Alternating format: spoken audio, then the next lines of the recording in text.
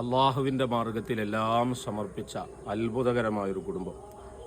ഖലീലുല്ലാഹി ഇബ്രാഹിം നബി അലൈഹിസ്സലാം വർഷങ്ങളോളം പ്രാർത്ഥിച്ചു ലഭിച്ച പ്രിയപ്പെട്ട കുഞ്ഞിനെയും ഭാര്യയെയും ആരോരുമില്ലാത്ത അറേബ്യൻ മരുഭൂമിയിൽ ഉപേക്ഷിക്കണമെന്ന് അള്ളാഹു കൽപ്പിച്ചപ്പോൾ പുഞ്ചിരി തൂകി അവരെ ഉപേക്ഷിച്ചു.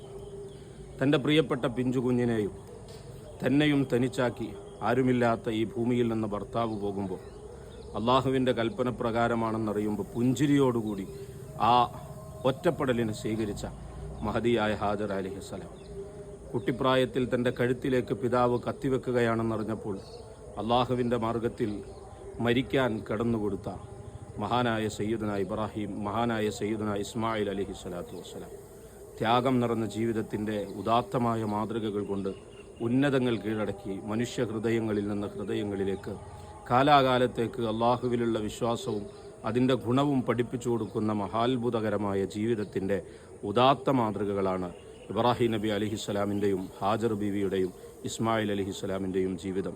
ഈ ജീവിതം പഠിപ്പിച്ച ത്യാഗകഥകളിലൂടെ വിശ്വാസികളെ കൂടുതൽ കരുത്തുറ്റ വിശ്വാസികളാക്കി മാറ്റുകയാണ് ബലിപെരുന്നാളിൻ്റെ സന്ദേശം. എല്ലാവർക്കും ഹൃദ്യമായ ഈദ് മുബാറക്.